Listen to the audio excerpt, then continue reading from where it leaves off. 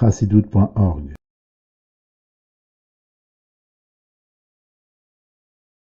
Une fois, il y avait une mère, une histoire peut-être qui date, je ne me rappelle pas combien, 20 ou 21 ans ou 22 ans, qui est rentrée chez le rabbi, avec un enfant qui n'était pas tout à fait en bonne santé.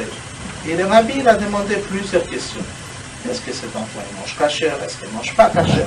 La femme, elle a pas voulu rentrer seule, elle rentrait avec un vieux chassid qui le connaissait et qui rentrait avec elle, celui qui m'a raconté.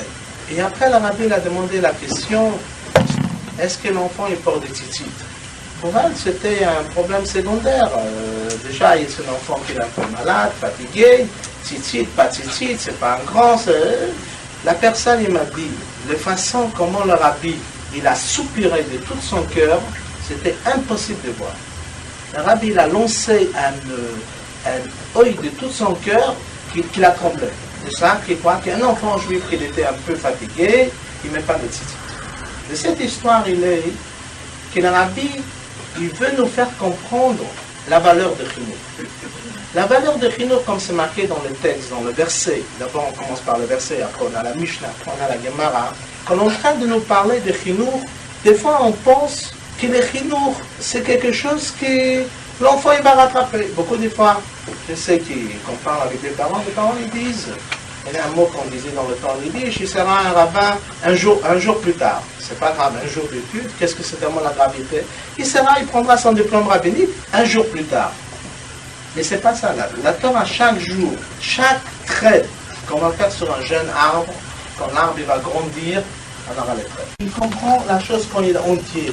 Quand on commence à lui dire ça c'est important, ça c'est pas important, dans ce cas-là, dans sa tête, ça veut dire qu'il n'y a rien qui est important. Lui, il veut avoir le judaïsme entier. Le rabbi, quand il a parlé par Shvat, il a cité l'histoire que le rabbi précédent, il a pris un professeur pour cette maison technique. C'est une histoire qui est très connue.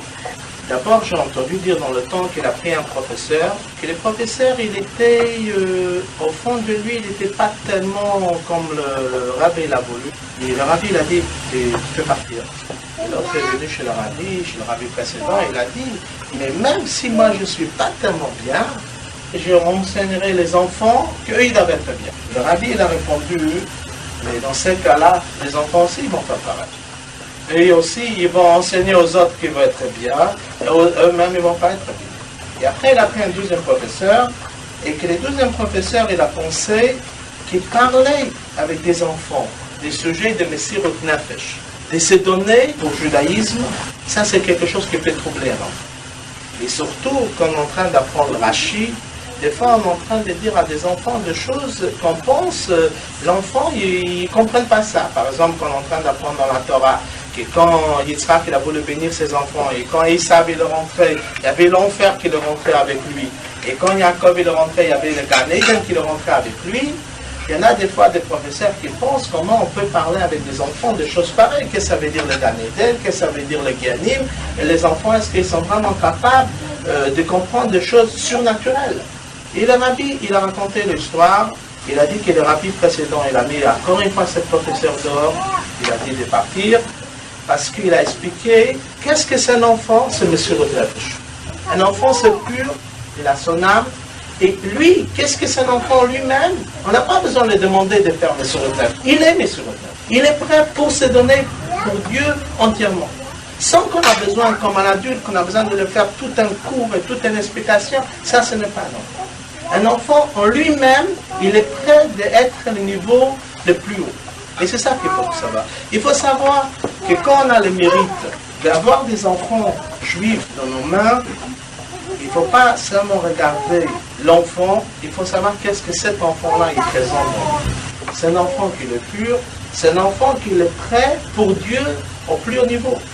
Le Messirut Nefesh, c'est l'enfant. Je sais qu'il y avait une fois, le Rabbi Rachab, il appelait un des professeurs de Lubavitch, il dit, tu sais, qu'est-ce que tu as dans tes mains? Le professeur n'a rien répondu.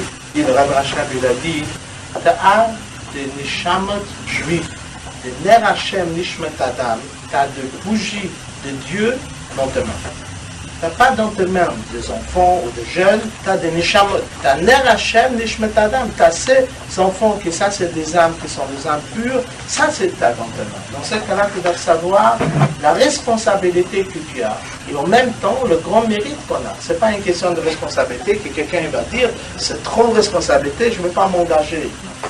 C'est mérite que Dieu nous met dans nos mains un gage.